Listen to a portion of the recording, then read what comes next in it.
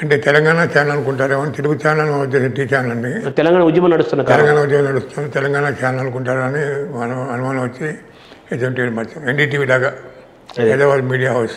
అదే అది new Delhi television, ఇదేమో హైదరాబాద్ మీడియా టెలివిజన్ అనే కాన్సెప్ట్లో NDTV like on same lines. So మీరు అప్పటికి 2008లో హెచ్ఎంటీవీ ప్రారంభం, అంటే 2009లో ప్రారంభమైంది, 2008లోనే హెచ్ఎంటీవీ ట్రైనింగ్ మొదలు పెట్టాం, అంతా క్లాసింగ్ మొదలు పెట్టాం ఉన్నాం. అయితే అప్పటికి మీరు దాదాపు 35 ఏళ్ల నుంచి ప్రింట్ మీడియాలోనే ఉంది మీ అనుభవం మొత్తం, కంప్లీట్ ప్రింట్ మీడియా. మన కృష్ణాది పద్మాలయ టెలిఫిలిమ్స్లో కొంత చేసినప్పటికీ కూడా అది జస్ట్ 1.5 year అంత పీరియడ్ ఎలక్ట్రానిక్ మీడియాకి ఎక్స్పీరియన్స్. మిగతా అంతా కూడా మ్యాక్సిమం ఎక్స్పీరియన్స్ అంతా కూడా ప్రింట్ మీడియా ఎక్స్పీరియన్స్. ఆ ప్రింట్ మీడియా ఎక్స్పీరియన్స్ నుంచి ఎలక్ట్రానిక్ మీడియాలోకి మీరు రావటం అనేది అది మీకు ఛాలెంజ్ అనిపించలేదా? మీకు గ్రేట్ ఛాలెంజ్, అందుకనే వచ్చాను బయటికి. ఆంధ్రప్రదేశ్ బయట రావాల్సిన అవసరం లేదు, ఇప్పటిదాకా కంటిన్యూ చేయాలి. ఎడిటర్గా రాధాకృష్ణ గారు కూడా పొమ్మనేవాడు కాదు. ఎందుకు వచ్చానంటే ఇది చేసిందే చేసాం, ఉదయంలో చేసాం, వార్తలో చేసాం, ఆంధ్రజ్యోతిలో చేసాం, ఇదే పని కదా చేసింది, అన్నీ చేసింది కదా. అందుకని కొత్తగా ఛాలెంజ్ టేకప్ చేద్దామని హెచ్ఎంటీకి వచ్చా. నిజంగా అది ఛాలెంజ్, నిజంగా I done my best in that 7 years. అంటే 35 ఏళ్ల ప్రింట్ మీడియా, కేవలం ప్రింట్ మీడియా అనుభవం నుంచి ఎలక్ట్రానిక్ మీడియా రావడం అనేది ఒక ఛాలెంజ్గానే మీరు భావించారు? ఛాలెంజ్ చేశాను, చాలా కొత్త ప్రోగ్రామ్ చేశాను. దశ దిశ అనేది అల్టిమేట్ అనుకోండి. దశ దిశ కాకముందు కూడా మొదటి నుంచి కూడా ప్రజలకు పోవటం, ఏమైనా జరిగితే చర్చ పెట్టడం, ఇంటర్వ్యూ చేయడం బ్రహ్మాండం తీసుకోవడం. హెచ్ఎంటీవీలో కూడా ఎన్నో ప్రయోగాలు చేశారు కదా, అదే ఆ ప్రయోగాల్లో ముఖ్యమైనవి ఏవి మీరు చెప్తారు సార్? ఎప్పుడు చెప్పాలనుకున్నా ఏదైనా సమస్య వచ్చినప్పుడు ఇమీడియట్ రియాక్ట్ కావటం, ప్రజల దగ్గరికి పోవటం, ప్రజల రియాక్షన్ కనుక్కోవటం, అదొకటి. దశాదిశ అటువంటిదే కదా? దశాదిశ అటువంటిదే, దశాదిశ పద్ధతి అది. దశాదిశ అనే కార్యక్రమం సపరేట్, అదొక సపరేట్ ప్లాట్ఫామ్, సపరేట్ ప్రోగ్రామ్ అది. అటువంటి ప్రోగ్రాము ప్రపంచంలో ఏ టీవీ ఛానల్ కూడా చేయలే, అటువంటి అవకాశం ఎవరికి రాలే, నాకు కూడా మళ్ళీ రాదు. ఆ వాతావరణం అటువంటిది. ఆ వాతావరణం సందర్భంలో ఉన్న టెన్షను, 2 రాష్ట్రాల నాయకులు ఒకరికొకరు వ్యతిరేకంగా మాట్లాడుకోవటం, 2 రాష్ట్రాల నాయకులు ఆగ్రహంగా ఉండటం, ఆ టైంలో ఆగ్రహం తలెత్తడానికి, ఆలోచన పెంచడానికి మనం ప్రయత్నం చేయటం. అందుకని దశ దిశ ప్రోగ్రామ్ అనేది స్పెషల్. అది ఒకేసారి లైఫ్ టైంలో ఒకేసారి వస్తున్న ఆలోచన, ఇంకోసారి రాదు. దశ దిశ కార్యక్రమం పెట్టుకొని దాంట్లో జయప్రకాష్ చంద్ర గారు, దాంట్లో రాణి రుద్రమ్మ గారు లాంటి వాళ్ళు చేశారు. అంటే సక్సెస్ కాలే. నేను చేసినది మళ్ళీ సక్సెస్ కాదు. ఆ టైంలో ఉన్న టెన్షను, ఆ టైంలో ఉన్న వాతావరణం, అది హెల్ప్ చేస్తున్నారు. ఇప్పుడు దశాదిశ అనేది మొట్టమొదటిగా హైదరాబాద్లో చేశారు. హైదరాబాద్ చేసిన తర్వాత మిగతా జిల్లాలు, మిగతా ప్రాంతాలు, జిల్లాలు అన్నింటి కూడా విస్తరించుకుంటూ వెళ్ళిపోయారు కదా.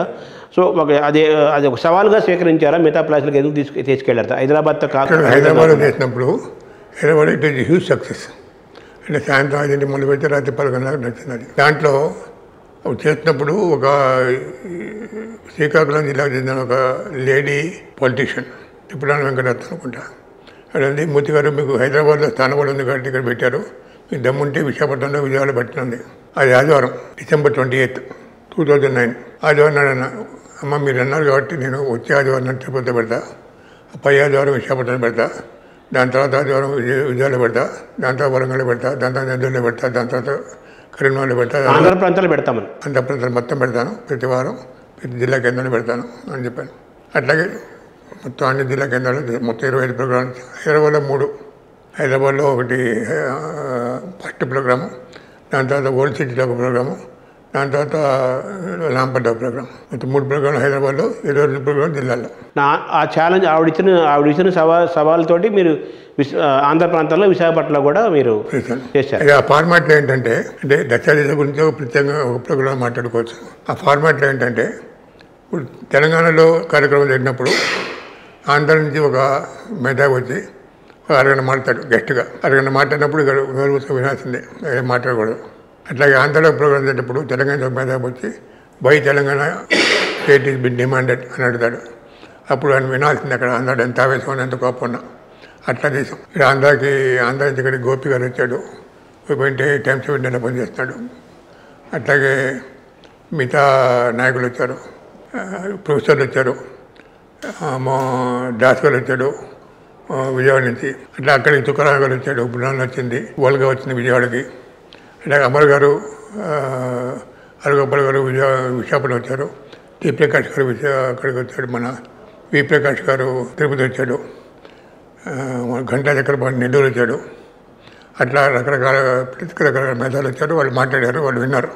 అంటే అక్కడ వాళ్ళకి తెలంగాణ రాష్ట్రాన్ని ఎందుకు కోరుతారో అర్థమైంది, ఇక్కడ వాళ్ళకి తెలంగాణ రాష్ట్రం ఇవ్వకుండా సమగ్రంగా ఎందుకు ఉండాలి, సమైక్యంగా ఎందుకు ఉండాలో అని వాళ్ళు కోరుతారో అర్థమైంది. ఒకళ్ళ విషయం ఒకళ్ళకి అర్థమైంది కాబట్టి ప్రశాంతంగా డివిజన్ జరిగింది. అంటే హెచ్ఎంటీవీలో ఎన్నో కార్యక్రమాలు ప్రత్యేక శీర్షికలు నడిపిన అనేక ప్రయోగాలు చేసినప్పటికీ అవన్నీ ఒక ఎత్తు, దశాదిశ ఒక్కటి ఒక ఎత్తుగా భావించాలి కదా. అవును, అందుకనే దశాదిశ ప్రోగ్రామ్ రిజిస్టర్ చేసుకున్నారు హెచ్ఎంటీ మేనేజ్మెంట్ వాళ్ళు. దశాదిశ ప్రోగ్రామ్ ఎవరు ఉపయోగించకుండా అన్నమాట పేరు కూడా రిజిస్టర్ చేసుకున్నారు. ఇంకోటి హెచ్ఎంటీలో ఉన్నప్పుడు ఆత్మహత్య జరిగేవి, రైతులు ఆత్మహత్య జరిగేవి. రైతులు ఆత్మహత్య చేసుకునే కుటుంబాల్లో ఆడవాళ్ళని పిలిచి మీటింగ్ పెట్టాం సిద్దిపేటలో. ఉదయం శాంతదా నడిచింది. ఉదయం శాంతదాకా హరీష్ రావు గారు కూర్చున్నారు, అక్కడే కూర్చున్నాడు హరీష్ రావు గారు, మిగతా నాయకులు అందరూ. వాళ్ళు చెప్పిందంతా రికార్డ్ చేసి రఘువీరారెడ్డికి ఇచ్చాం. రఘువీరారెడ్డి గారు అప్పుడు అగ్రికల్చర్ మినిస్టర్. అంటే కొంతమందికి వాళ్ళకి కంపెన్సేషన్ ఇవ్వడం వాళ్ళకి జరిగింది, అట్టని కూడా జరిగింది. అట్లాగే గల్ఫ్ గాయం అన్ని కరీంనగర్లో మీటింగ్ పెట్టాం. గల్ఫ్కి పోతారు, ఉద్యోగాలను పోతారు, ఇక్కడ అప్పు చేసి టికెట్ కొడుకొని పోతారు. కొంతకాలం ఫ్యామిలీకి డబ్బులు పంపిస్తారు, దాంట్లో డబ్బులు పంపిస్తే మానేస్తారు, ఉత్తరాయణ మానేస్తారు, గాయపడతారు. వీళ్ళు ఎక్కడ బతుకున్నారు, చచ్చిపోయారు, వీళ్ళు తెలియదు. వీళ్ళు అక్కడ పోలేరు, వాడు ఇక్కడ రాలేరు. వాళ్ళ గురించి మీటింగ్ పెట్టాం. గల్ఫ్ గాయం ఉంది అక్కడ కూడా, అది కూడా బాగా సక్సెస్ జరిగింది. అట్లా చాలా. అట్లాగైతే అక్కడ శ్రీకాకుళంలో షుగర్ ఫ్యాక్టరీ పెట్టాలంటే, వరి పొలాల్లో షుగర్ ఫ్యాక్టరీ పెట్టాలని ట్రై చేస్తే అప్పుడు కూడా ఒక థర్మల్ పవర్ ప్రాజెక్టు అక్కడ ఒక డాక్టర్ సోంపేట దగ్గర ఒక డాక్టర్ నాయకత్వంలో ఉద్యమం జరుగుతుంటే ఉద్యమాన్ని సమర్థిస్తూ పోయి అక్కడ పెట్టాం బహిరంగ సభ. అట్లాంటివి పెట్టాం. Public hearing. అలాగే నల్గొండలో ఫ్లోరైడ్ ఇష్యూ పెట్టాం. మూసీ నది బచావ్ పెట్టాం. ఎప్పుడు పబ్లిక్ టాక్ ఏది ఉంటే దాన్ని పెట్టేవాడు. తర్వాత కాశ్మీర్ కూడా వెళ్ళారు కదా మీరు? కాశ్మీర్ వెళ్ళాం. నేను జమీల్ ఇద్దరు కలిసి కాశ్మీర్ వెళ్ళాం. డల్ లేక్లో ఉన్నాం 15 రోజుల పాటు. కాశ్మీర్లో అందరిని ఇంటర్వ్యూ చేసాం. కాశ్మీర్ యూనివర్సిటీలో రౌండ్ టేబుల్ కాన్ఫరెన్స్ పెట్టాం. అక్కడ ఉన్న లీడర్స్ అందరినీ, జిలానీ హౌస్ అరెస్ట్లో ఉన్నాడు, హౌస్ అరెస్ట్లో ఉన్నా సరే అతను కలిసి ఇంటర్వ్యూ చేసి వచ్చాం, పోలీసు గడ్డు కప్పి. అట్లాగే మిగతా నాయకులందరినీ, హురియత్ నాయకులందరినీ ఇంటర్వ్యూ చేసాం.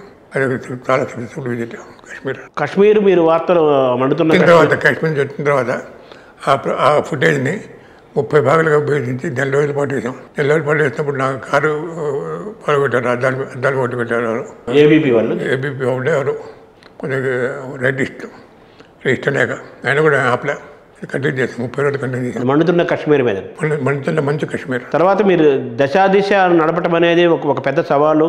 ఆ టైంలో మీకు చాలా ఇబ్బందులు ఫేస్ చేసి ఉంటారు, సవాళ్ళు ఫేస్ చేసి ఉంటారు కదా. వచ్చినాయి. ఆసక్తికరమైన సంఘటన ఉన్నాయా సార్ 2-3? అంటే విజయవాడలో తోపులా జరిగింది, గుంటూరులో తోపులా జరిగింది. గుంటూరులో శివప్రసాద్ గారు నిలబడి మాట్లాడితే, కోడలి శివప్రసాద్ గారు కూర్చున్నాడు.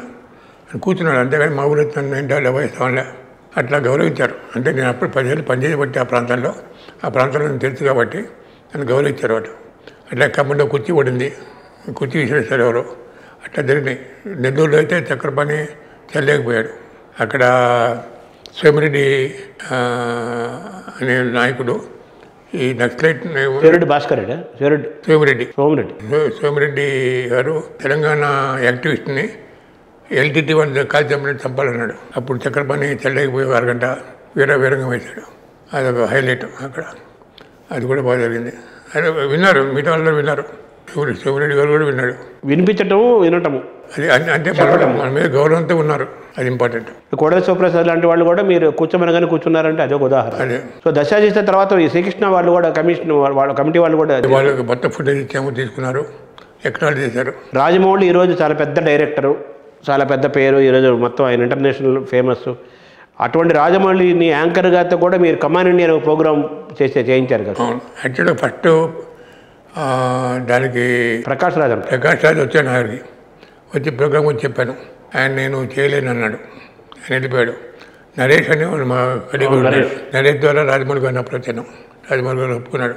ప్రతి ఆదివారం ఆయన భార్య వచ్చి టుడేలో రోజుల్లో గడిపేవాడు. బ్రహ్మాండం చేశాడు కమాన్ ఇండియా ప్రోగ్రామ్. రాజమౌళి యాంకర్గా, టీవీ యాంకర్గా హెచ్ఎంటీవీలో చేసిన కమాన్ ఇండియాకి అది చేయటం ఒక ఎత్తు, తర్వాత దానికి నేషనల్ అవార్డు కూడా వచ్చింది కదా. అవును, చాలా గర్వపడుతున్నాను. ఆయన రాజమౌళి చేత అటువంటి ప్రోగ్రామ్ చేసేందుకు గర్వపడుతున్నాను.